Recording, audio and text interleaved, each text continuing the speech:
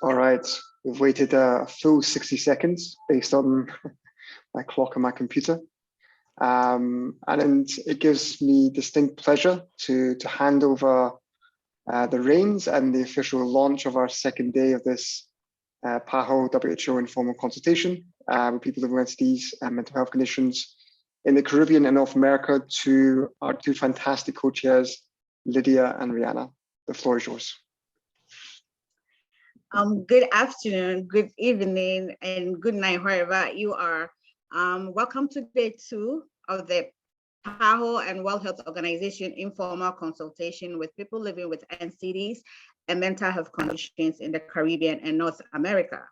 My name is Lydia Frimpong. I'm a nurse and founder and CEO of Frankel Foundation for Diabetics. I am type 1 diabetic. So are my son, my 18-year-old, and my mother. My mother resides in Africa. And the whole concept of my foundation is based on my son.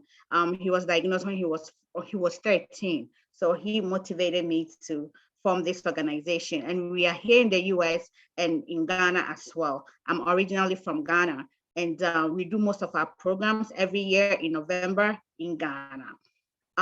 Yesterday was a very productive day. I learned so much. We were able to achieve our objective for the day, which was to explore key definitions and principles around meaningful engagement of people living with NCDs and mental health conditions. From keynote speakers to breakout sessions, we learned so much. And yesterday, I learned something, that healthcare is a fundamental right for everybody. And people living with NCDs, which I'm one of them, I live with two NCDs. I know there's a brighter future ahead, and I won't give up the fight. I won't give up advocating. So welcome to day 2. We're going to have fun today, and we're going to also learn so much today. I guess I can introduce myself now. So my name is Rihanna, and I am the founder of the Dominica Dementia Foundation. Dementia that provide emotional support to caretakers, raise awareness of dementia, facilitate research towards dementia, as well as building those relationships with care homes in Dominica. And this was inspired by my grandfather who passed away dementia when I was 16. It's like something I've never experienced in my whole life. It is truly, it affects everyone, not just a person with dementia. So it's really an honor and a pleasure to be here co-chairing with Lydia on this very and powerful discussion. Yesterday was really, really good. I think we took it from all standpoints, political, social, and grassroots level. Today, I am really looking forward to your contributions and your insights. So yeah, let's just get it and look forward to what comes of it.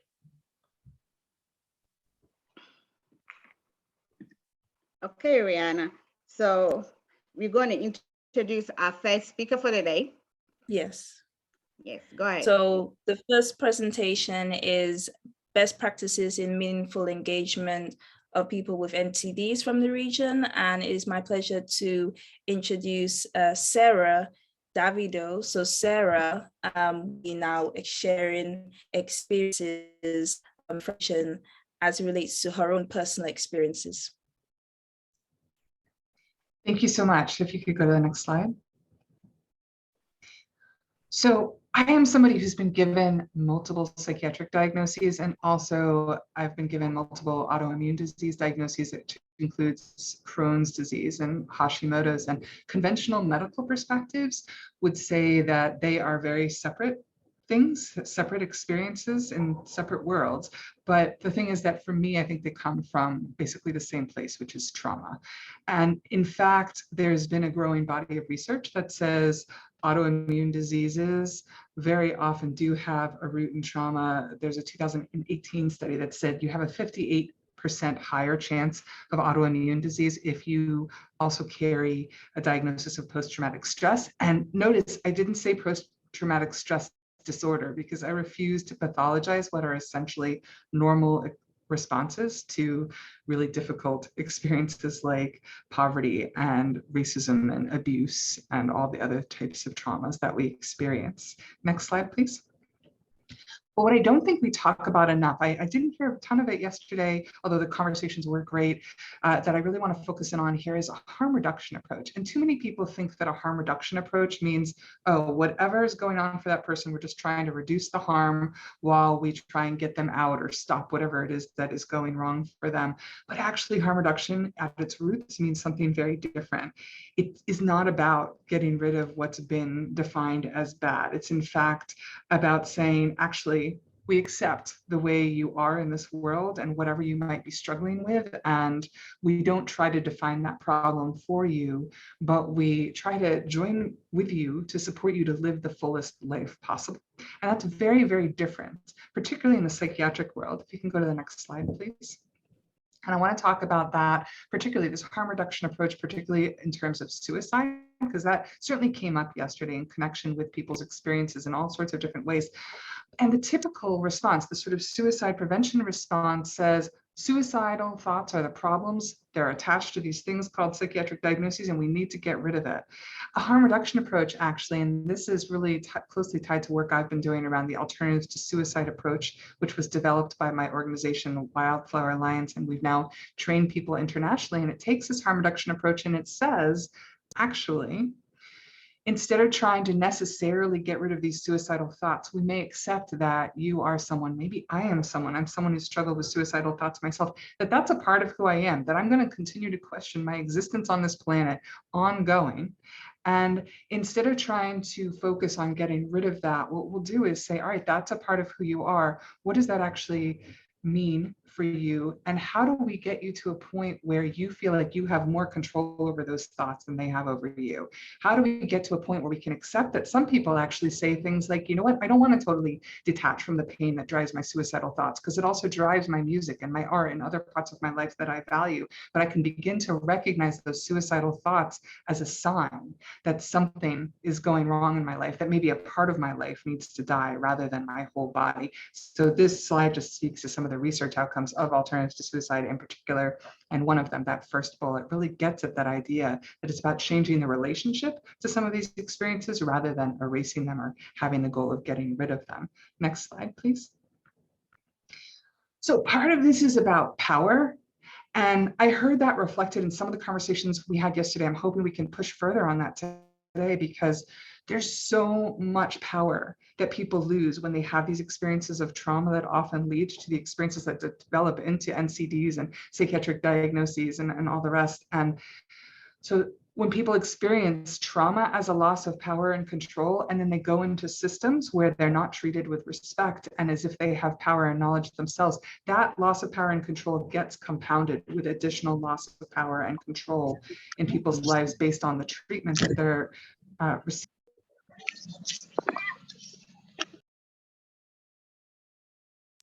Someone muted me. I'm not sure what happened there, but in any case, so it's so important that we pay attention to the power imbalances, that we really make that a part of every single conversation. And that's really core to a harm reduction approach as well. Next slide, please.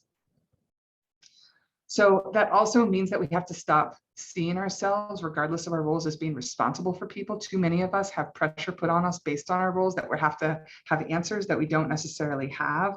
And so part of this is about shifting from responsibility for somebody and, you know, no longer seeing them as people who can't have responsibility for themselves, and instead seeing this as responsible to one another, to sit in the darkness and explore and find our ways back out, whatever we might be dealing with. Next slide, please.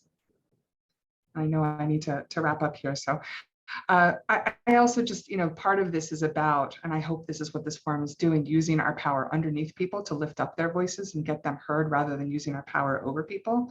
Next slide. And this is my last slide here. So I just want to make this point here that chronicity, that is something we should be questioning. Not, you know, I think it differs from experience to experience, but so many of the chronic experiences that we get caught in that are rooted in early childhood trauma and other things that happen in our lives.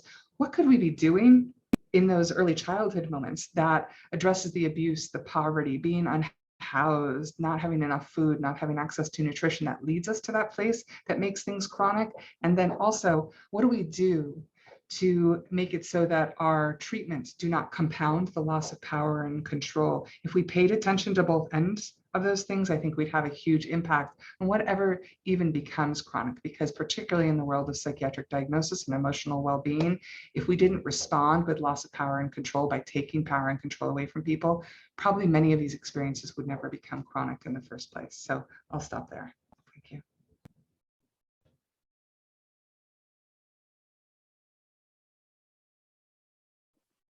Thank you, Sarah. Thank you very much. Very powerful message. And before I introduce the next speaker, today's objective is to identify strategies to operationalize meaningful engagement of people living with NCDs and mental health conditions in regional and national contexts. So our next speaker is Riva Greenberg. Riva is a Riva is an advisor, Diabetes by Design USA. She's also a health coach, health researcher, author, corporate advisor, and inspirational speaker. Riva, go ahead.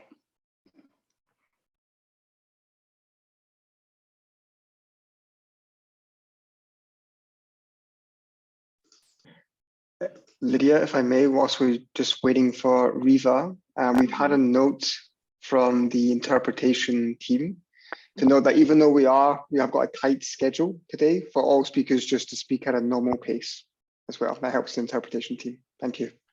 Okay. Okay. Thank you. Thank you, Jack.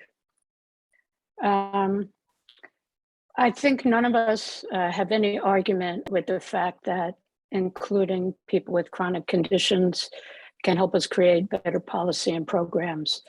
And I'd like to expand on that idea a little bit to say also that there are many of us who live with a chronic condition who have brought it into our work and our careers.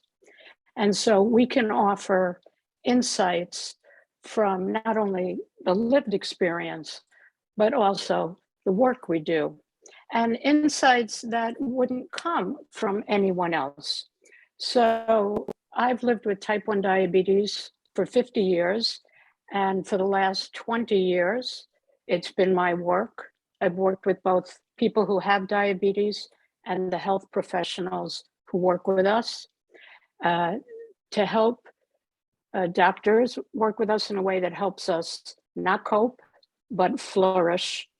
And I've made a number of discoveries in my work that I think would add so much more when it's time to construct policies that work and are successful for everyone. I give you a couple of examples. One is the fact that we cannot control blood sugar.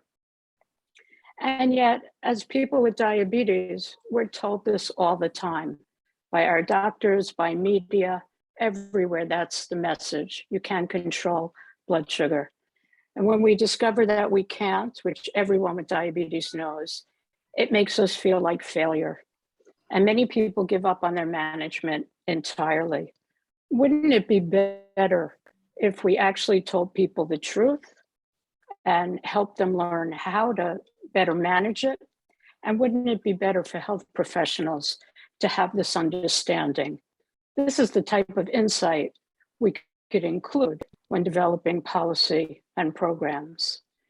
The second insight I want to mention is about best practices and emergent practices.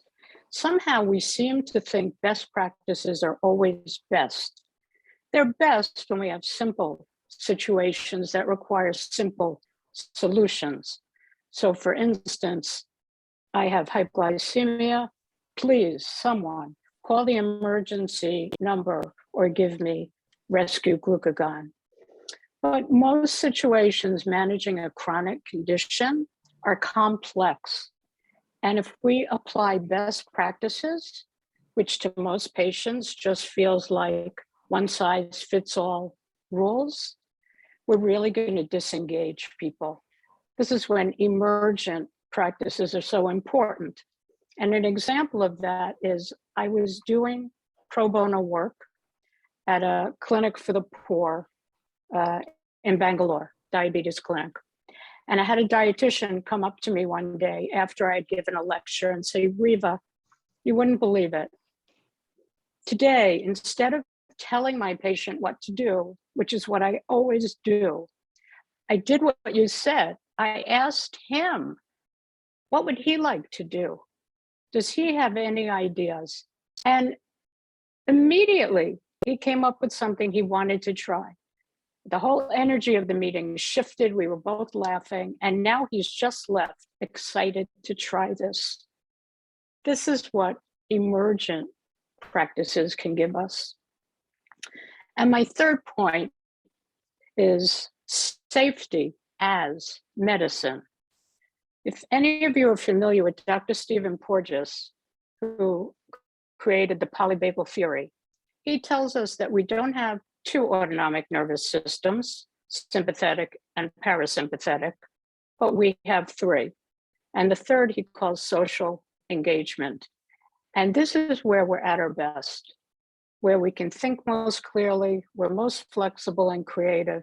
It's easier to connect to others, and we can see possibilities. But we need to feel safe to reside here. Do health professionals think about helping their patients feel safe? More often, they're concerned with the pileup in the waiting room. They're not very present. They're looking at their computer screen. Imagine just in developing policy and programs, we could communicate to health professionals how important it is for people to feel safe. And I just want to tell one quick example of this. I had a neighbor who had type 2 diabetes, was put on insulin, and she called me because she was nervous to give herself a first injection. When I went to her, I asked her, how much are you supposed to take? How many units? She said, doesn't it say in the insert that comes with the pen? Obviously, her doctor told her how much to take, but she was so nervous. Her middle ear closed and her brain went into brain freeze. So again, safety as medicine, critical. These are the kinds of insights those of us who live with NCDs can bring. And it was people with diabetes who created the language movement, the Language Matters movement, to get rid of the shaming and judgmental language in medicine. So I believe with all our collective intelligence and wisdom and experience, when we bring those of us who live with NCDs to the table from the very first moment of thinking about creating policy and programs, we're going to be more successful. Thank you very much. Thank you very much, Riva. That was great. That was very powerful. So our next, Rihanna will introduce our breakout session. We're going to go into our breakout session number 3. So Rihanna will take from here. So our breakout session is about representation and decision making. So this breakout session will examine how individuals can be supported to influence the design of NCD and MHC policies, programs, and practices in an enabling and protective environment. So I will leave it to the technical team to put us in breakout rooms to discuss this topic. And with group 1, we have Joanna being the facilitator. Group 2, we have Regina. Group 3, we have Shala.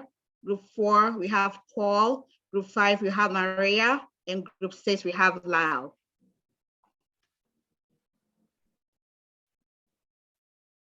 So yeah, we're waiting for us to break into the break room. To me? Okay. Yep. Okay, welcome back, everybody. So we're gonna go by group to just tell us what you guys came with. So I'm gonna start from group 1, and group 1 is Joanna's group. So Joanna. Okay, thank you. Thanks, everybody. We had a wonderful discussion and really, we actually wound up sort of questioning the table. I will admit, like, whose table is it anyway? And should we actually build a new table, or is a table exactly what's needed? We got a little bit existential there, but I think broadly, there was recognition, thinking about like, what is it that, who's missing from the table, the decision-making tables. Broadly agreement that people with NCDs were not at all or not sufficiently represented, but also if they're then also using different language from the language of the clinicians, and that in and of itself is a really significant barrier. Alongside that, there is also the potential for stigma, which is something we very much see with the person living with obesity in the healthcare system, experiencing bias and stigma from the system itself, from the providers. That can happen, unfortunately, at different times. CSOs not being at the table. We also had examples from Eswatini, so from Africa, as well as many Caribbean countries and other countries, US and Canada. And also the value from the provider side to having presence at the table is in places like St. Lucia, for example, where there's not great ready acceptance of directions or of prescriptions, to build an understanding, to improve the understanding of the context for why treatment is being recommended or prescribed. And then I think we had a few other points related to language that even stigma itself can feel, partly because it's been heavily funded by the pharmaceutical industry. We all appreciate the work of the pharmaceutical industry, but wish, want to limit sometimes influence, that there is that may not be the most useful, that the language of more discrimination could be more helpful, and even oppression around that. And then I think we had very interesting commentary around those of us who are professionals in this space, but also living with NCDs, how there are times where that's two different roles, and how we try to use the privilege of, if we're there as a professional, to bring some personal perspective in. That can always be sort of not received necessarily exactly in the most positive ways, but it can be a really productive thing. And I also wanted to just call out the I think courage that it takes to be a spokesperson. It's particularly notable when you have a spokesperson with power. The example being given of a senator in the Caribbean who was a mental health advocate living with his own mental health issues, who became somebody who broke down barriers. Weirdly enough, we've seen a lot of examples of political leaders who, when they open up about their own experience or that of their family, it can be a very, very powerful moment in overcoming myths. And in some places, we learned certainly about this in Ghana, that there was so much misperception and sort of distrust of people living with NCDs of ever speaking about it. But and that's where individuals with courage being more open about it are incredibly important. It's not easy to do, but it's I think essential. So those were broadly our comments around this, and it was really helpful, wonderful discussion. Thank you very much, Johanna. Please, before we continue, every facilitator has just 2 minutes. So if you are exceeding and I interfere, please don't get offended, because we are working around time.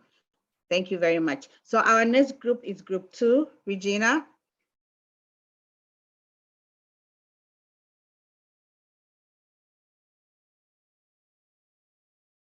Group 2. Anybody from group 2, Regina? Okay, we'll come back to group 2. Hello, So I'm here. I'm sorry about that. So sorry about that. That's we okay. We were having an issue getting the notes over, and I'm just seeing that I got them. Okay, all right, go ahead, Regina. All right, so basically, in essence, our group sort of just said at one point, everyone so included a lot of persons who are able to make decisions. That is attorneys, people with visit experiences, various NGOs, of course, persons with the lived experiences, persons who have access to funding. So that is the funders that are able to enable the work to be done. The family members, support system, for instance, friends, charities involved in mental health, particularly persons that work directly with individuals living with NCDs and mental health conditions, parents, caregivers, even celebrities, leaders, politicians, youth, care partners, members of civil society organizations working with NCD response, and just generally like healthcare providers, educators, persons involved in the church, that is spiritual leaders, and ideally people living with NCDs at the decision-making table should represent all age groups, youth up to seniors, all genders, and most importantly, all abilities. Thank you very much, Regina. Our next group is group 3, Shala. Thank you. Dr. Sorry, Ron is going to do it for us. Thank you, Shala. Thank you, everybody. So group 3, we had a very amazing discussion. It was a great discussion between all of us. Pretty much what we did was we focused on who should be at the table and who is currently not in the room and why. So we looked at this both from a national level and a local level. And we all agree that children are often not included, even though most of them do have NCDs starting at a young age. So parents, the support system, the family are often not included. The subject matter experts are often not included in decision making at the national level. So when you talk about politicians sending out bills and regulations that affect our health, we do have some specialists being involved, but we typically don't have the ground level individuals who actually lead with those diagnoses being involved. So we talked about involving community engagement, bringing the people living with NCDs into the realm, regardless of if they're elderly, children, patients, providers, from all levels, bring them into the room and let them participate. And we should find a way of measuring this participation and how successful this participation is, find a way to make sure the communication is relevant and there's no technical barriers associated with it. And then we talked about how underrepresented communities should participate more in decision making. We believe they should participate more by engaging, by us funding NGOs to help represent them, to help bring them to the table, to help train and speak to them and meet them where they are. So we looked at this both from a national and local level and cultural level. We just have to meet everybody where they are and speak a language that makes them feel inclusive. Thank you very much, Dr. Ron. Did I mention your name right? Yes. Sorry, I hope I kept the time. I was trying to make sure. No. Perfect. You are perfect. Thank you so much. Our next group is group 4, Paul. Great. Thank you very much. So in question number 1, it kind of broke down into issues of structure and resourcing. So on the structure side, obviously that a supportive environment would be hallmarked by those who are actually the ones with lived experience, have the power and the ability to convene and to lead in those environments, that it's diverse, that it's you're defining diversity and inclusivity to mean those people who are directly involved in the outcomes, that lived experience actually has a value to its own, that folks should be continually involved in co-creation, and that environments that come together should be continuous and ongoing, not one-shot deals. They should be characterized by an open door to all parties who are involved in developing either care or innovations, to include companies and others who could learn from those with lived experiences. And that children also need to be included, and that environment has to have parents and it has to be safe, but their lived experience also has value. On the resourcing side, again, paid compensation, childcare, transportation to remove any barriers for participation. On question number 2, in terms of creating an equal power balance, one interesting comment right off the bat from Dr. Sheldon was questioning the premise of the question: are we really looking at equal power, or in fact should some folks have disproportionate power, i.e. the patients, in the say of what they actually have access to, or how the care product is determined for them? since they are the ultimate consumers. Along that line, patient care choice, choice in treatments, practitioners' control over the plans that they're going to be impacted by is important. And then also understanding that in creating a power balance, you must recognize that there are some folks that come to the table that have many more doors that they have to pass through, whether that's based on race or disability or orientation, that there are more barriers for some people to be involved. And that also capacity in creating a power balance means you have to have the skill set or the capacity to build skills to participate. So those are some of the quick highlights. Okay, thank you so much, Paul. Our next group is group 5, Maria. Hi, everyone. Thanks so much. We had such a great discussion today about that we actually didn't get to the second question, but I do think some of the second question was addressed in our responses to the first question.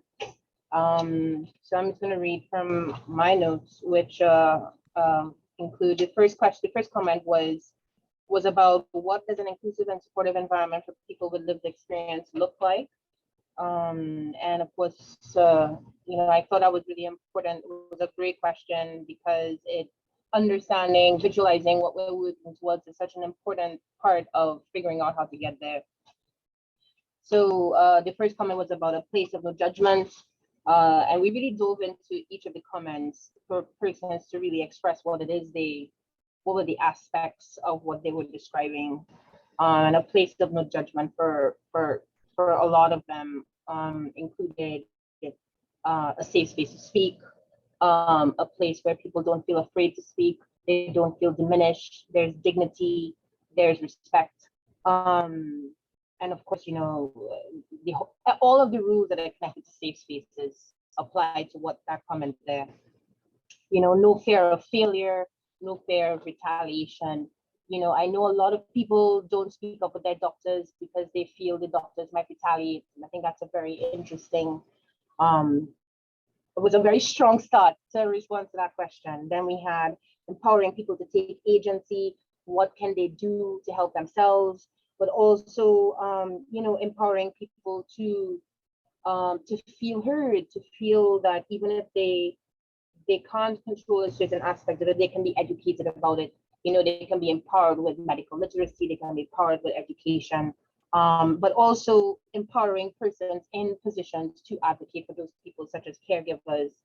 One of the comments that that really resonated was the concept of caregivers really being in a position where they can be trained to not just communicate clearer with the patient, some of the things that they're going through, but they can also be in an excellent position to understand more about the treatment that they're being asked to deliver in their role, which I thought was a very powerful observation, that they can benefit from a lot of training that can increase the ability of the patient and the caregiver to advocate for the patient. Maria, I think I need to interfere.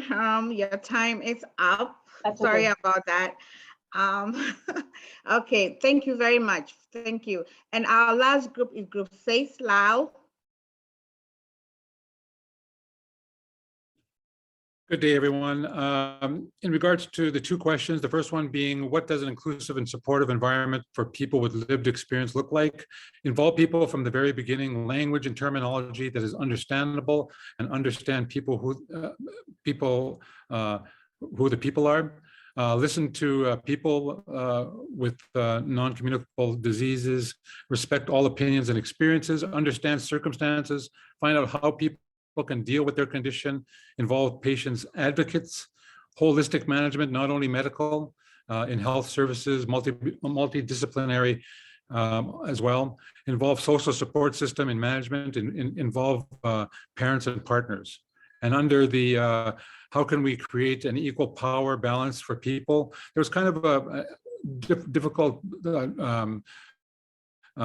discussion on, not difficult, but people had sort of a problem with the terminology of the term power as being very paternalistic. Take enough time to go through the issue and discussion, patient-centered approach, patients' goals, involve patients in care, enough time and enough opportunities to everyone, not only not only politics or physicians only, equal opportunities to all the actors, empower patients to take ownership of care of themselves and their health, getting to know each other and share decision-making. And that's what Group 6 came up with in the time that we were allowed.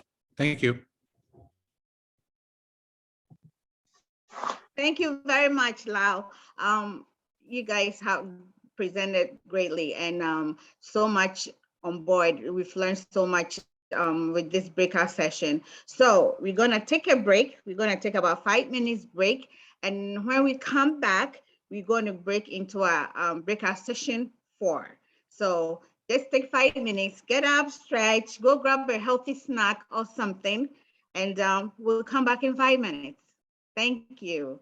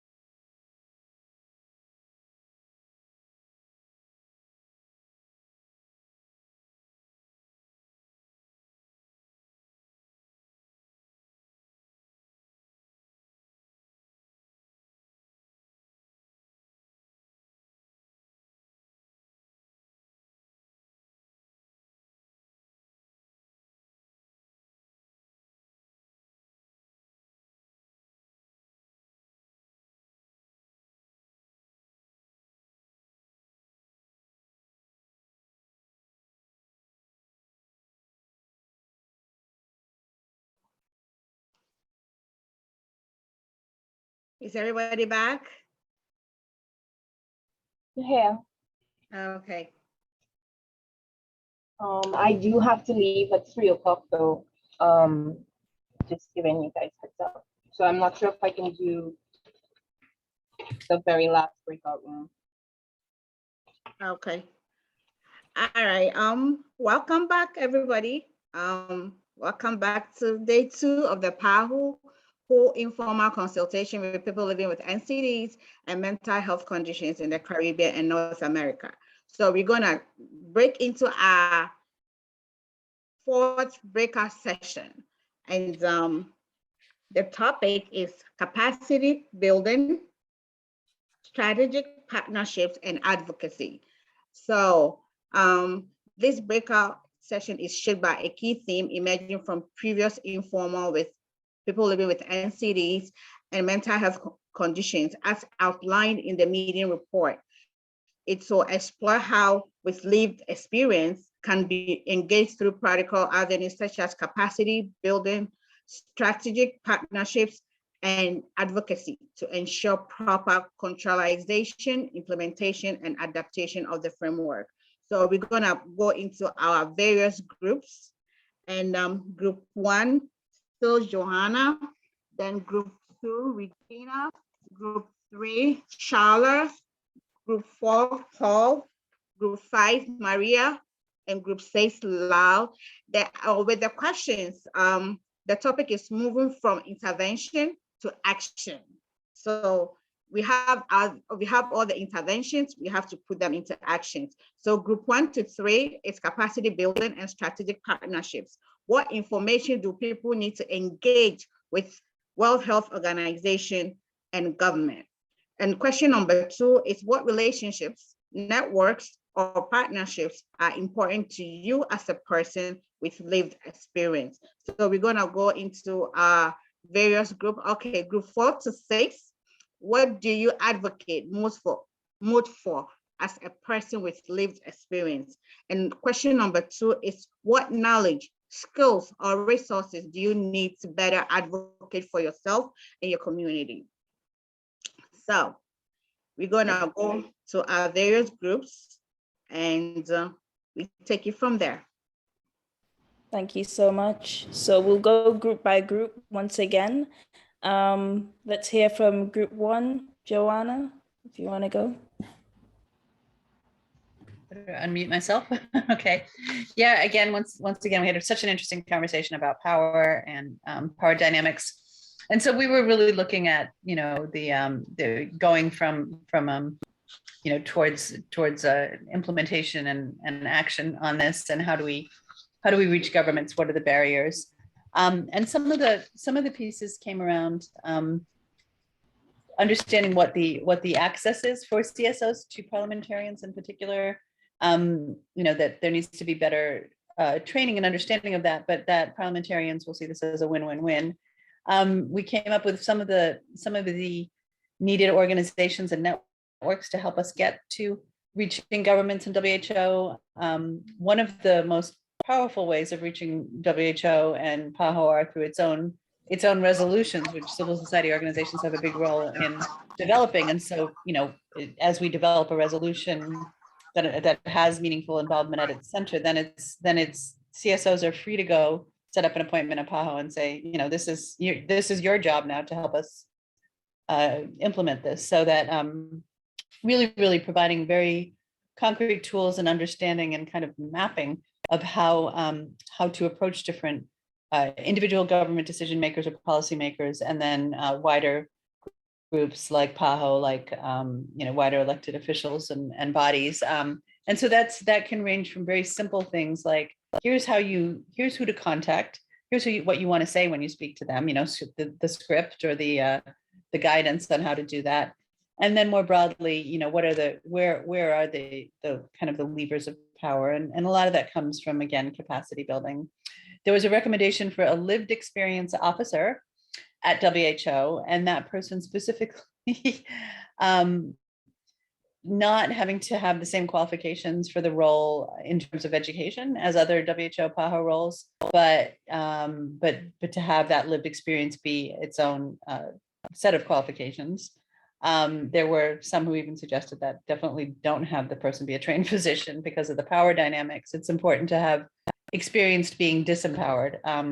That can be very helpful, or to not have that power. And I think those are real issues. But again, I think there was a lot of agreement and support for that, but also to move beyond this us and them, and to think about how many elected officials, how many parliamentarians, how many others actually have their own lived experience, where and some are very courageous and speak about it, some don't, some will speak privately about it, but that can be an incredibly rich way to get more attention for your issue. And just the statistics are such that, of course, elected Thank you, officials. Joanna. Sorry. Thanks. No, that's good. Thanks. I do need to cut you off there, but thank you so much for your contributions. I really like the thought that was taken into the personalized method of looking for a lived experience, liaison, and the other solutions that you came up with. So thank you so much.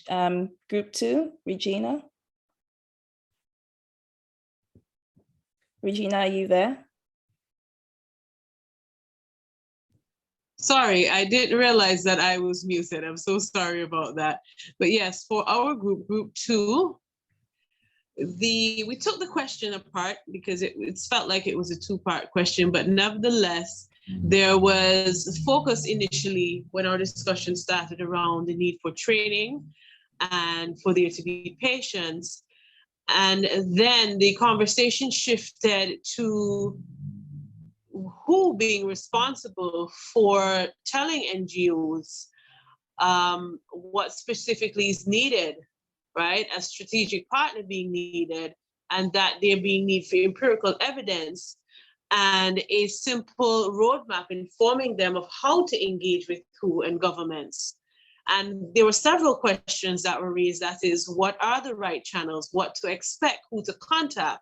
So there was some uncertainty that arose within the group in terms of what exactly needed to be the process as it pertains to the sharing of this information in a manner that would be responsive enough on who and government's part, right? And that there was need for there to be focal points that pass transparent and direct information with accessible language, for it to be consistent, built upon evidence, and that there was work done in a proactive way that could help to manage frustration and continue to take steps towards the completions of goals.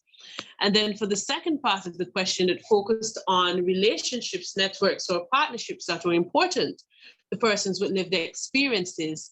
There was recognition for the importance of regional networks, international networks, thinking or looking at things from all angles, that is national, regional, and international. And for these networks to include linkages with government officials, researchers, and that persons with lived experiences are involved in the research, design, implementation, and that there are significant relationships with doctors, scientific researchers, support groups, for instance, cancer support groups, that these networks provide funding. And again, questions arose within the group. That is, how can PAHO or who help people in need of medical care? How can they get the help with the cost of treatment? And that there be collaboration between groups, that is the patient groups and NGOs for different disease states. And finally, intergeneration organization, that is engaging organizations of all ages, so that there's a realistic representation of the world. Fabulous. Thank you so much, Regina. Now we'll go on to group 3, Charlotte. Thank you. I'll be speaking on behalf of group 3. So for group 3, we did a fantastic job. We had lots of collaboration and discussion, and we talked about engaging, how to inform people to engage with World Health and the government. The most important thing is engaging at a systemic level, being able to create a systemic way of engagement internationally, educating people how to contact and engage internationally with World Health, not on a national level, regional level, and then on a local level. And that the education needs to happen through social media, through community agencies, through different health organizations, And we need a checklist and a way of monitoring this to ensure that this strategy is successful, because every region is different, every country is different, every diagnosis is different, every form of engagement will result in different type of connection with people with NDCs. And every type of communication with each government that you're relating with is also different. So there needs to be a form of implementation and checklist and follow-up.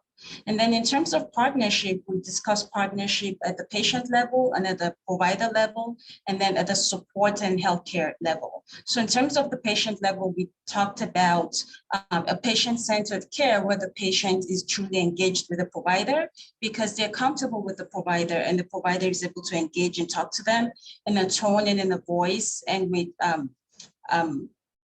discussions that really resonates with the patient. We also talked about integrating care, which is if a patient, which NCD patients have multiple diagnoses, that the providers will talk to each other and collaborate by integrating the care. So somebody who is diabetic and has depression, the psychiatrist and the primary care doctor should be talking to each other, communicating through their notes or even a phone call or integrated technology form of system. We talked about partnerships with advocacy groups at the local, national, and international level. We talked about seminars and conferences for both patients and providers to attend simultaneously, which typically that's not often the case. It's very siloed. We talked about making sure that there's education and support groups, peer support groups for different types of diagnoses, where people can engage in, and that caregivers can also engage in and family support. Thank you. Thank you, Dr. Ronke. I thought that was a very thorough piece of insight that you just gave. I really appreciate your group's contributions as well. I would like to also now pass it on to Paul, Group 4. Hi, I think. Yes, we're going to have Jane from Grenada go ahead and do the summarization. Go ahead, Jane. Thank you, Paul. So we had 2 questions. We'll briefly summarize because we had a huge amount of talking in Group 4. They were very active, so we can't say everything. But the first question was, what do you advocate most for as a person with lived experience? And in principle, a patient's care and choices and treatments impact their lives. And that's the most important point. We said we had to have a voice and a seat at the table. There has to be no non-coercive services, especially for those with mental health conditions and needs. That affordable care, equal care, there should be equal across the board, regardless of who you are, where you come from, color, creed, religion. Learning how to make a case for yourself, how to bridge the gaps between advocating for basic needs and decision making, and understanding the different options, so education there, and understanding the cultural context in which values and goal setting will take place. The education systems are clearly indicated, and options and choices and rights are made obvious. The patient preferences and understanding to minimize errors in the context of medical and technical development, which was a different area that we went into. And with the increase in the use of technology and the digital health literature, have patients know that they have the right to use or not use it, and know how to be safe using it and secure their data and their ownership of their own health systems. Also that people with chronic disease should be included in research and complete inclusion, not just an added extra, and that workplace should be free from discrimination and stigma. For the second part, our question was, what do you advocate most for a person with lived experience? Next one, hang on, there we are. Let me just get my notes. Okay, what knowledge, skills, and resources do you need to better advocate for yourself and your community? And we had quite a long list here. The patients and families are expected to participate with no compensation. And it's often difficult to get these very people who have the knowledge to actually go to forums and discussions unless they're compensated. Clinicians who would like to advocate don't have time and are having to take shortcuts all the time.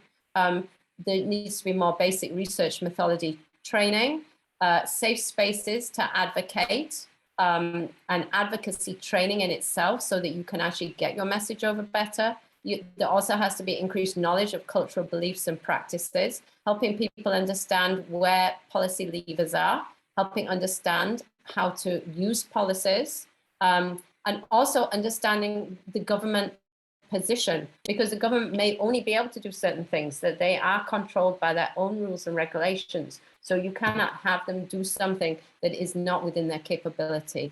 Agreed. And I think that was basically the summary of all our points. Thank you. Thanks, Jane. I think it's really nice to see the commonalities between groups. I'm hearing a lot about the research and rumination for contributions. So that's really nice to hear that echoed again.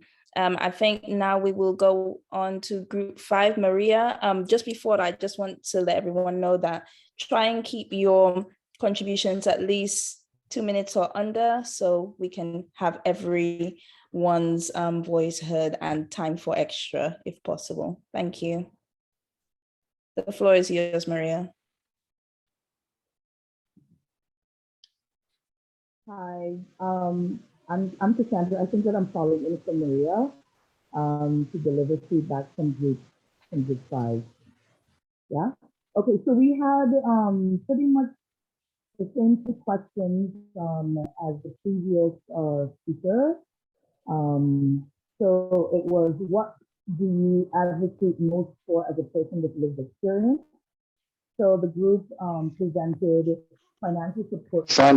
Cassandra, I'm so sorry to interrupt you, but we're having some difficulties. Cassandra, I'm so sorry to interrupt you. We're actually having some difficulties hearing you. You might have your hand or a piece of clothing covering your microphone, and the interpreters are struggling to hear you as well. Is there a way that you could come closer to your microphone? Thank you.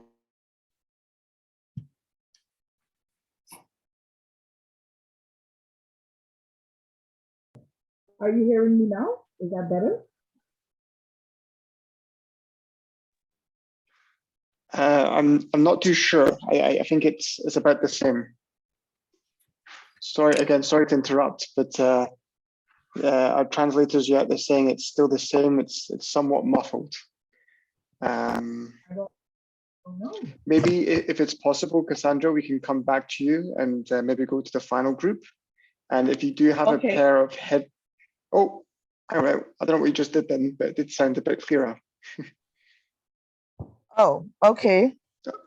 Okay, right. well, Well, it's good. It's good. Please proceed. It's much better now. Thank you. Okay. All right. Well, I'll just run through these then. Okay. So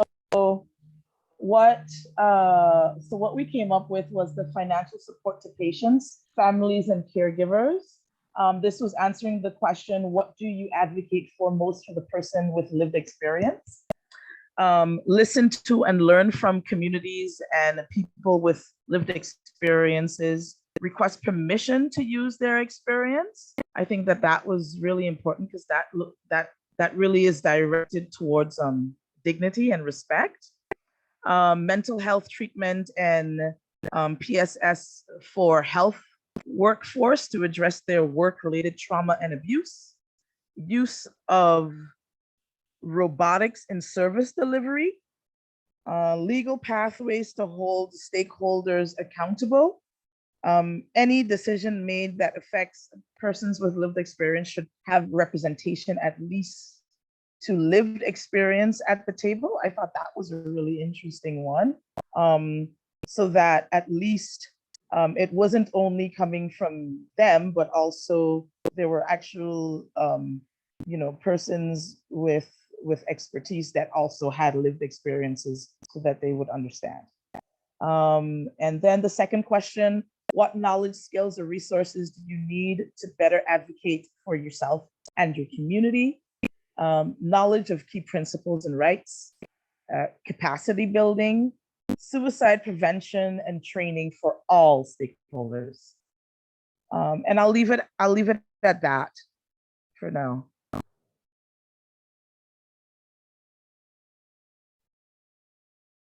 Excellent. Thank you so much. Now we'll go on to the final group. Lyle. Good afternoon, everyone.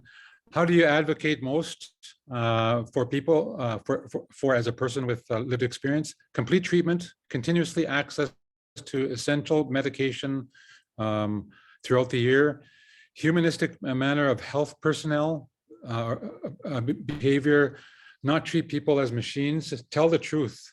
Blood glucose cannot be controlled.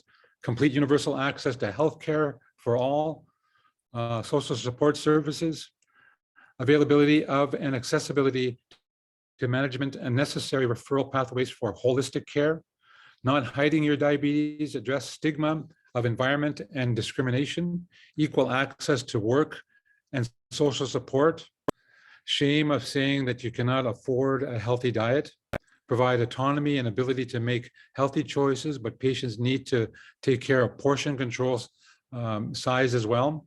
Avoid ultra-processed foods and promote natural plant-based foods with fiber. Social advocacy for healthy foods and physical activity environment, not only in individual responsibility. And under what knowledge, skills, and resources do we need to better advocate? Funding for social networks and environments, physical activity enhancing environments, know the law, the legal documents that support health, communication skills for management and sharing information, communication networks, information portals for healthcare providers and PLWNCDs, know who are partners to support advocacy, project managers who can plan, implement, and manage resources, champions to lobby, and policies for control and management of the NCD, social networking, social marketing skills to plan and manage communication campaigns. And that was the findings of group 6 for the 2 questions. Thank you very much. Thank you so much for your feedback, Lyle. I think now we can take a break, 5-minute break. And when we come back, we will go back into breakout rooms to discuss measuring impact and supporting implementation. Wow, that's a tongue twister. All right, see you guys in 5. Oh, is everyone back? I see some videos popping up. So I take it as a yes. Welcome back, everyone. So in this breakout session, just even before that, I've had some incoming additional information that might be valuable into the breakout rooms. So Dr. Guy provided a really useful overview yesterday of the WHO framework process, and I'm just going to give a recap on that. So the framework is for WHO and WHO member states to implement. The outcome simplified will be individuals with lived experience being involved in the co-production, co-design, and co-implementation of policies, programs, and services, ultimately the things that matter most to you. There is no zero draft of the actual framework at this point, as we want to co-develop the evidence base, so through activities like these, which will inform the framework. However, based on the guidance and evidence to date, we envision that the framework will include a strong rationale to why we meaningfully engage along with key principles, success stories, and actions for WHO and WHO member states to take to operationalize meaningful engagement. So I just said all this to give you a bit of a refresher as to what happened yesterday and how that can be possibly reflected in the breakout room activity. So what we're going to do now is going into the breakout rooms is to identify key indicators that will support implementations of the framework, including how to monitor impacts and progress and what that looks like. So group 1 to 3 would be, what would you like to see within this framework? What should be involved? The 2 questions are, what would you like the framework to measure? So for example, number of countries that implement the framework, number of government bodies that formalize inclusion, and then the next one would be who would implement the framework. So thinking about who would be the best person to take this on forward and how can they be supported. So I hope, and groups 4 to 6, How can we measure the impact of the framework? How can the impact of the framework be monitored and measured? And how can leaders be kept accountable to ensure successful implementation and sustain meaningful engagement? So that is the questions. Do have a think about that whilst you enter into the breakout rooms, and then we'll come back together and summarize as we normally do. So I'll leave it to the technical team to put everyone into breakout rooms, and let's see you guys in a bit. Bye. All right, is everyone back in the room? How was that? Silvana, hi Silvana. Hey Claudina, nice to see you. Thank you for joining and participating. Thank you so much. Yeah, thanks a lot. It's been a great opportunity, great experience. Amazing. So it sounds like everyone's quite energized and excited, which is great. I'm looking forward to hearing your contributions. Let's start off with group one, Joanna.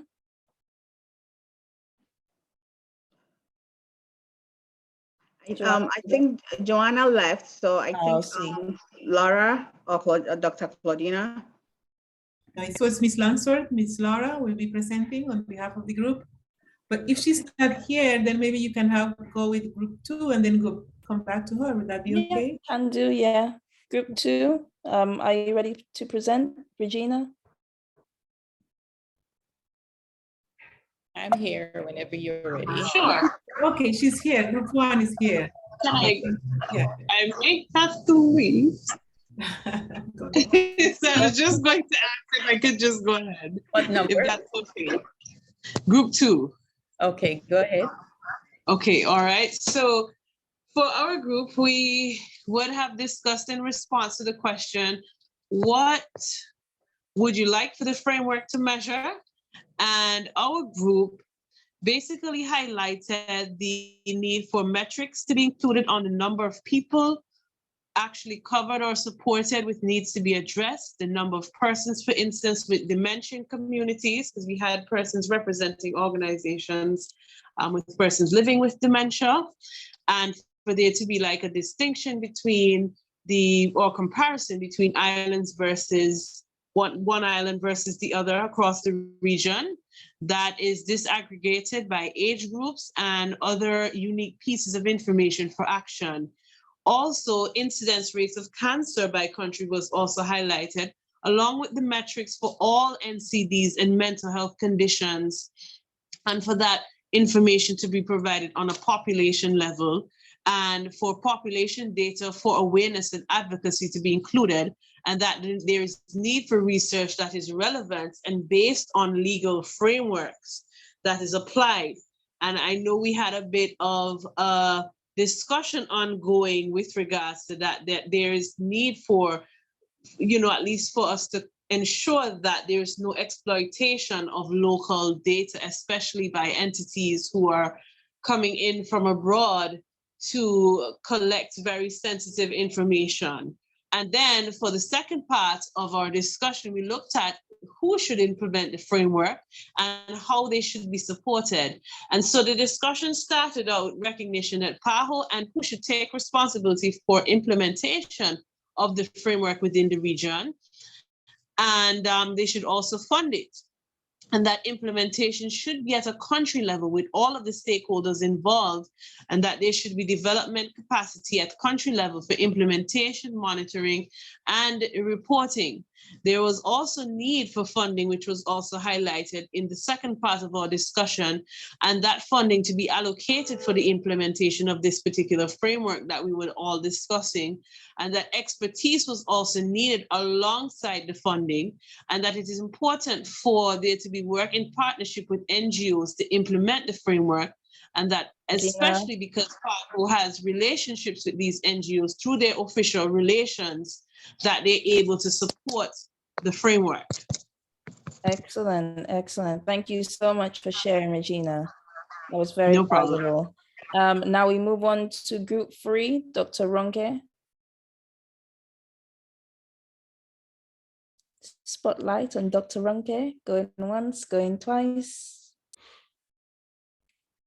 Or anybody else that was in the group that maybe you go to group 1 since I'm Yeah. sorry about that. I was on mute. Can you hear me? Yeah, I can hear you. Go Okay, ahead. great. So we did a fantastic job as usual in group 3.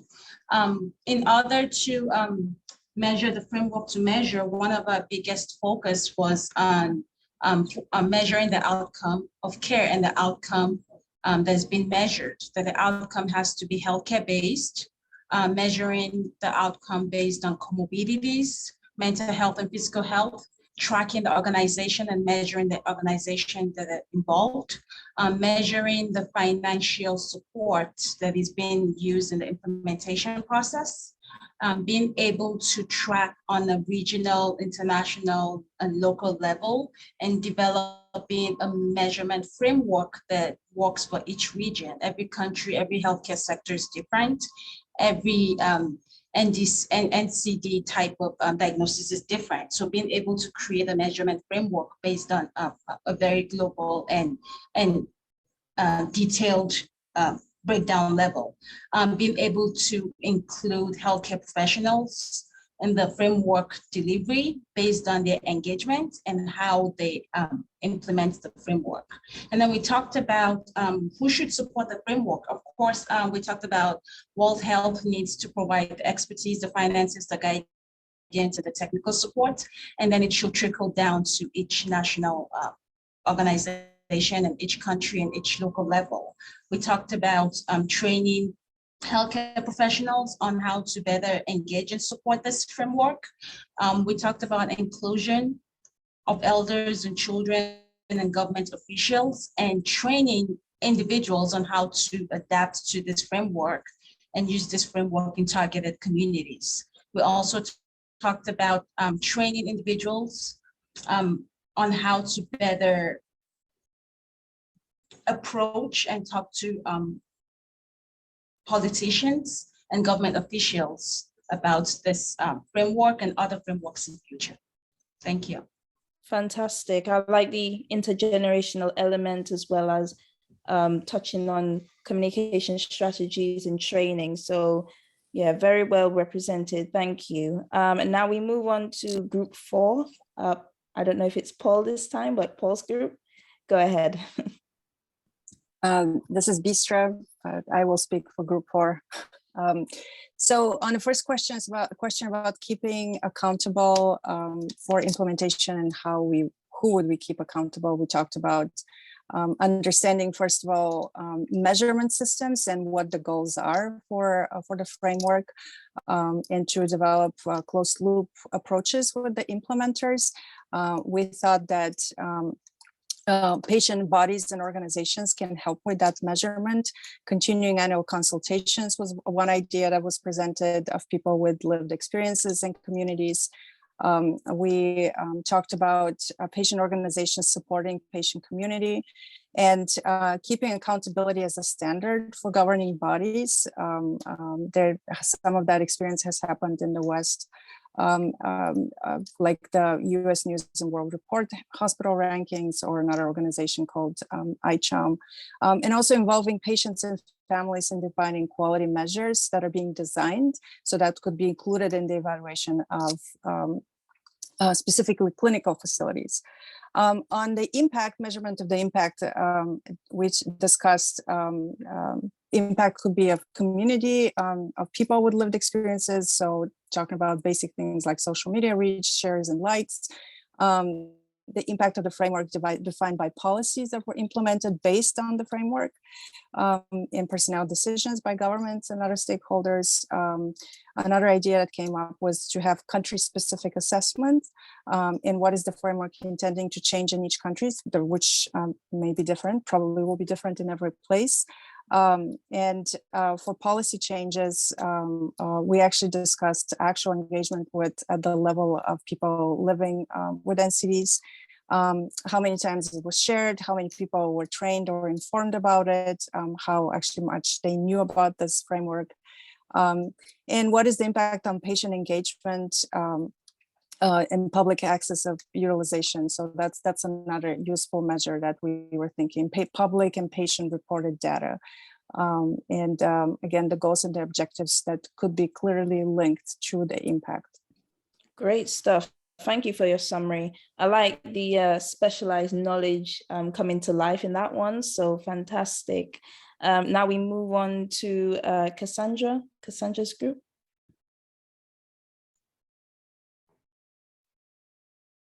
Or Michael. Okay, just making sure. Oh, hold on one second.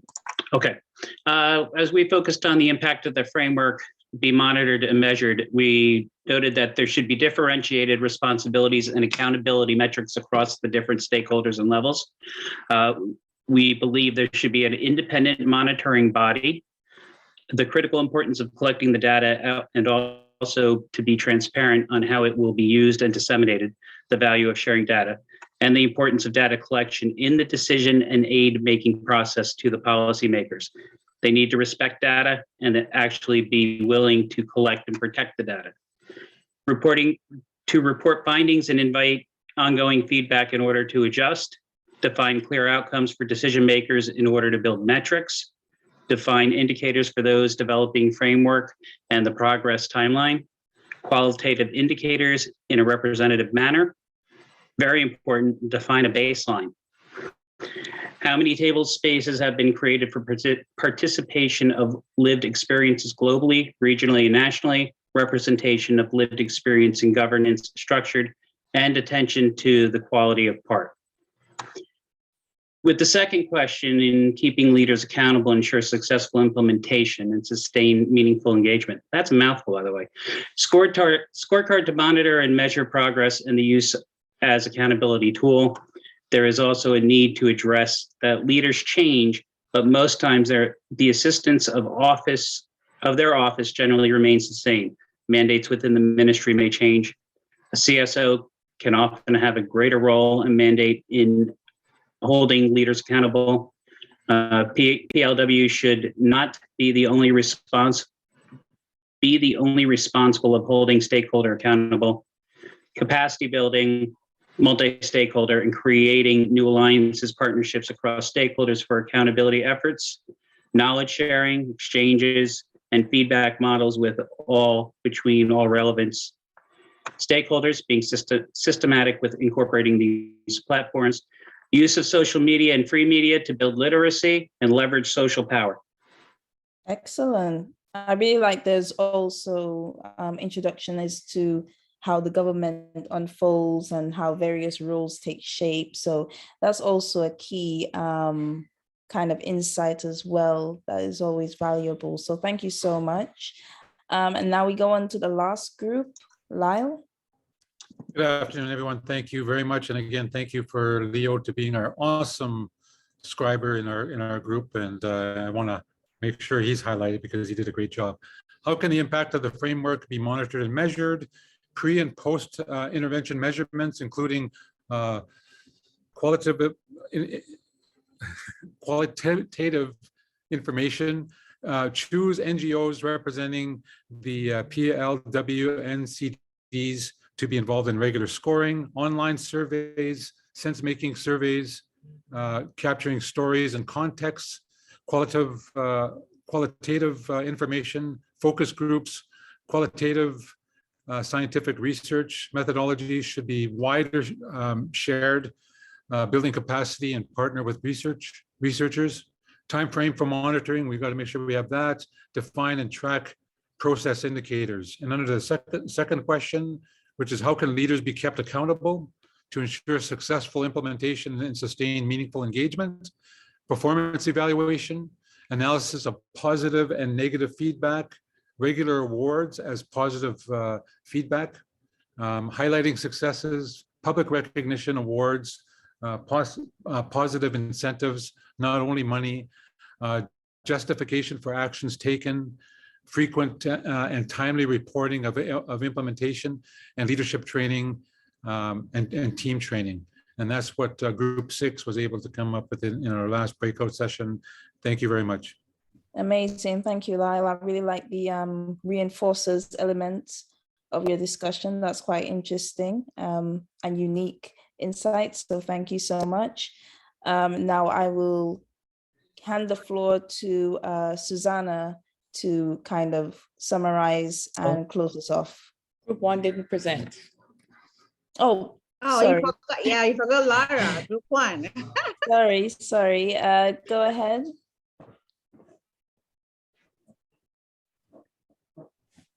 Okay, hi, Group 1.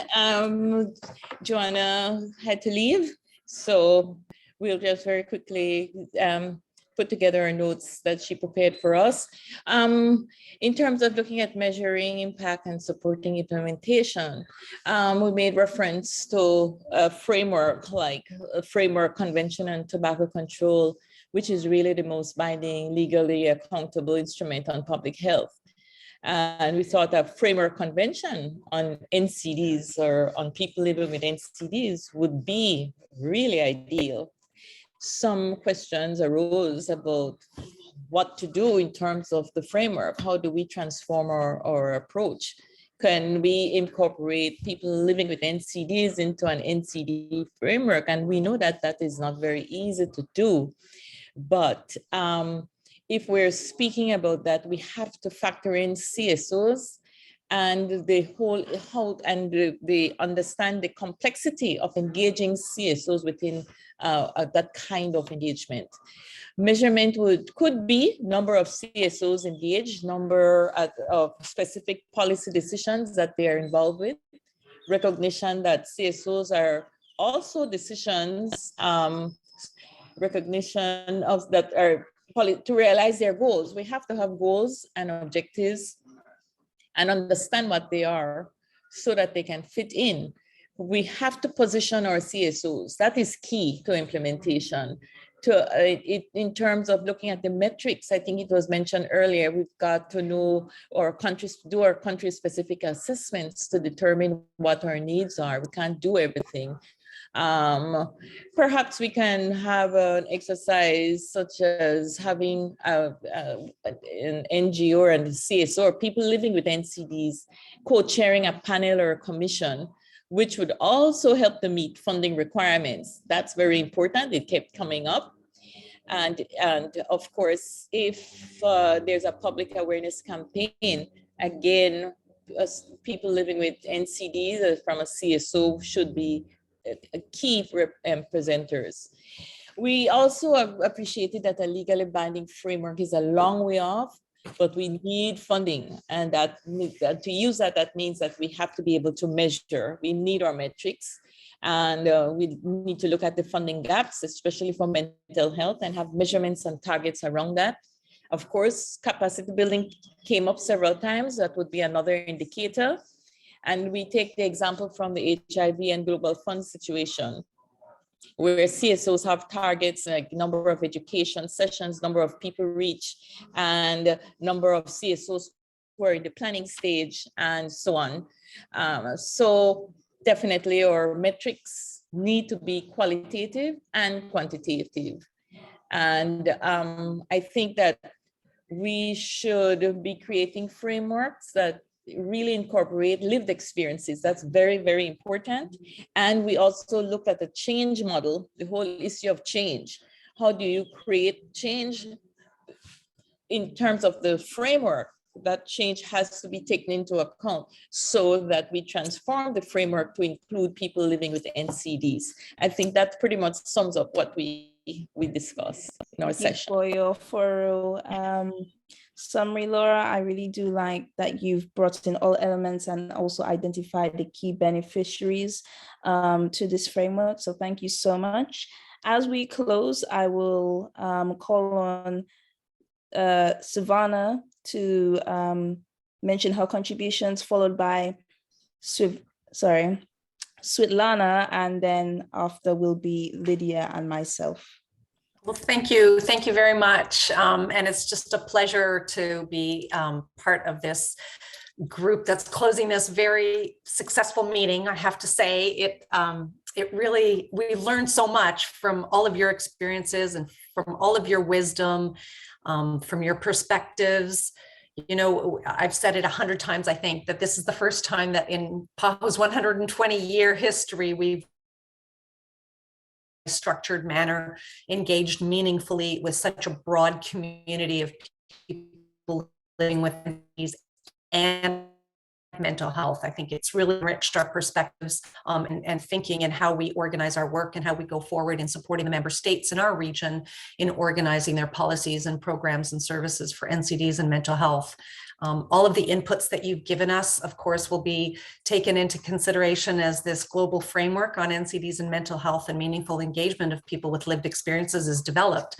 But, you know, aside from the formal processes, I think we're also going to be using some of the lessons and the experiences that we've had over the past 2 days in shaping how we work and how we function from the NCD program I speak of principally. So I just wanted to thank everybody again for all of their support and contributions, and especially thank my colleagues from WHO, Guy Fons, Ida, Jack, everybody who's working behind the scenes to really make this a success, and especially the translators, interpreters who were able to allow us the time and space to be able to express ourselves in our native language, because I know that communicating in our language helps enrich in that meaningful engagement and expression of what our needs and wishes are. So thanks again, and let's please stay in touch and start creating this community of practice and sharing experiences. Over to you.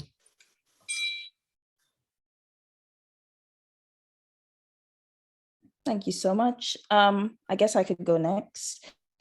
I would say today it's been quite evident that there is an urgent regional call for not just the government, but for everyone to get involved in shaping the future for people with mental health conditions and NCDs. We've covered a lot of ground today, a lot of ground. And I find it quite refreshing to share a room with such change makers that are equally passionate about this area. I love to see it. There is a collective voice, unbiased solutions, and collective action to drive the kind of change that we want to see. We've addressed this today. And I would also say that today is a testimony that there is space for everyone at the table, for people with dementia, for people with diabetes, for students, for people from the Caribbean and North America, NGOs, and ultimately everyone in the forefront, you know, engaging with international bodies such as PAHO and WHO. I really hope that you felt acknowledged and heard today, and you didn't just fall into this call, okay? You were invited. So I really want to thank you for your time and your courage and commitment to your respective causes. I honestly feel like I can sleep well tonight because I'm knowing that there is a present and future and it is in good hands. So I hope you feel the same way, and just thank you so much for your light and positivity today. Thank you. Thank you, Rihanna. It's been wonderful co-chairing with you today. And before we close, finally, we're gonna get a video message from Dr. Jacob. I hope I said the name right. Dr. Jacob. She's the Deputy Director General for World Health Organization. So we're going to have a video closing remarks from her. Let me start by sincerely thanking you all for your time, energy, and expertise today, especially from those with such powerful lived experiences. Unfortunately, inequalities from NCDs are growing, and we are nowhere near the target for SDG 3.4. This is being dramatically exposed as NCDs and mental health services are the most commonly disrupted among all essential health services during the COVID-19 pandemic. 10 years after the first high-level meeting in 2011, countries need WHO support more than ever. As we look to accelerate equitable, inclusive, and contextual NCD responses, let me reiterate that WHO values the voices, the expertise, and the inputs of people living with NCDs and mental health conditions, and fully acknowledges the urgency of operationalizing the meaningful engagement of individuals with lived experience within WHO's work. WHO is also fully committed to leveraging its role in supporting our member states in doing the same. This meeting is another step to moving ahead to honor that commitment. The co-development of the WHO framework on meaningful engagement of people living with NCDs and mental health conditions will ensure we move from intentions to action in our common efforts to support NCD policies, programs, and services that leave no one behind. As we look ahead, WHO will continue this journey of listening and learning from individuals with lived experience, with the aim of enhancing and accelerating action towards our global targets and to reduce premature mortality and suffering from NCDs and mental health conditions around the world. Ultimately, we want to walk the talk as an organization across global, regional, and country levels, and support WHO member states in operationalizing as well across national and subnational levels. However, to achieve this goal, we can't do this alone. We require active involvement of all stakeholders, in particular individuals with lived experience and civil society, to continue to co-create the evidence and tools and stand shoulder to shoulder as we move to action with our WHO regional offices, WHO country offices, and WHO member states. This will be crucial to the co-development and implementation of this framework. Let me share the words that the Director General offered in his closing remarks to the recent session of the WHO Executive Board. Our commitment in the coming year and in the coming 5 years is to dramatically strengthen our ability to deliver results in countries. Low-income countries cannot wait any longer. Thank you again, and we look forward to those next steps together. Thank you so much, Dr. Jacob. It's been a privilege to see her on video. I've heard so much about her, but like just to get close contact, seeing her in a video, it's a great privilege. Our next speaker for the next person giving the closing remarks is Guy. Guy is also the head GCM for non-communicable diseases, World Health Organization. Guy, over to you.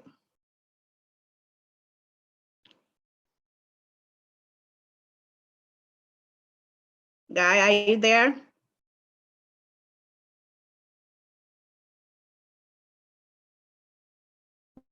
Guy? He's on mute. Oh, he's on. Oh, okay. Yeah. Sorry, here I am. I'm back. Oh, okay. Yes. Hello. Sorry, I was the constant issue about the mute. Thank you so much, Rihanna. Thank you so much, Lydia. Your leadership and insights and that of our co-chairs yesterday has been really critical to ensure the evident success of this consultation. So as has been said in closing remarks, I don't want to keep us more. DDG's remarks recently were very powerful, and I think they summarize very well sort of the power, the impact of what this platform and these consultations really have. But I cannot finish without giving a bit more of thank you and acknowledgement. I'd really like to especially thank all of you who have engaged and shared over the last 2 days.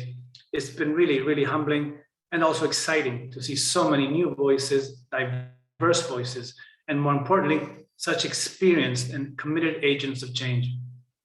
I can confirm that we have listened to all individuals with lived experience, our civil society partners, and also our PAHO and WHO member states. We've appreciated and recorded all your perspectives, and we will learn from your valuable expertise and incorporate these into our common goal.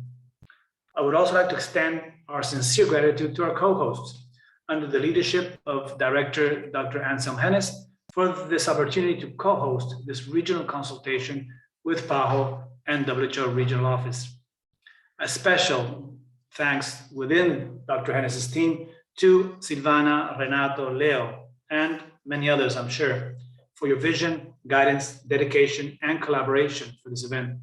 We look forward to continuing this journey together as we really ensure meaningful and sustained engagement of the experience.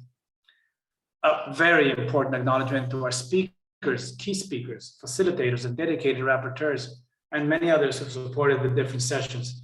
And also you shared your time, expertise, and energy to support the success of the consultation. Finally, this simply wouldn't have been possible without the time, contributions, generosity of all those who with lived experience who accompany us today in the last 2 days. Again, truly humbling and transformative. And we look forward to sharing with you the outcomes for the harvest reports, which we will collect and assess all of the powerful insights and guidance that will shape and guide and focus that framework we're all working on. So again, thank you. And with permission of the co-chairs, I am honored to close this meeting. Have a great day, rest of your day, and thank you so much. Thank you so much, Guy. It was so nice seeing you again, because I got the chance to meet Guy last year during the consultation on diabetes, and I've gotten the opportunity to see you again this time around. And thank you so much. I'm just going to say something small. I'm not going to, Rihanna has said everything, so I'm not going to repeat everything. So all that I can say is it's been an honor, and this has been a very productive 2 days. I've learned so much, and one thing I want to say is living with NCD is not a death sentence. We shouldn't let living with NCD define us. We should live to our full potential. We can do better things. We need to stay focused. I know, and I have this strong belief that with PAHO and World Health Organization, something good is coming our way. We have a brighter tomorrow. We have a better tomorrow. Everything is going to be okay for us who are living with NCDs. It's not easy. With mental health, I was diagnosed with depression a long time ago, but it took me 4 years to accept that I need help. And 3 years ago, I was diagnosed with anxiety. It hasn't been easy for me living with type 1 diabetes with my 18-year-old son who loves to eat food, also living with type 1 diabetes, and my mother who is in Africa, also living with diabetes. And 2 months ago, she was diagnosed with depression and dementia. It hasn't been easy, but I know there's a brighter tomorrow for all of us. So on behalf of my co-chair, Rihanna, and all the members and all the participants, I say thank you so much for this wonderful and very productive 2 days. And I've learned so much. It has been a great experience.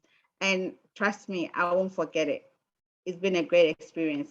Thank you so much. Thank you, thank you, thank you. I don't know if Jack and Ida have something to say. I don't think we can top that, Lydia. So please, Okay. you can officially close the meeting. Okay, thank you guys so much, and enjoy your rest of the year. And we are almost in summer in the US, so I don't know where the other participants are, but we are going to enjoy the sun very soon. And we need to get in touch so that we can communicate and share ideas and suggestions. So thank you very much, and enjoy your days, nights, years. Yes, thank you. Thank you, Lydia. Thank you. Bye. Thank you. Bye-bye. Bye.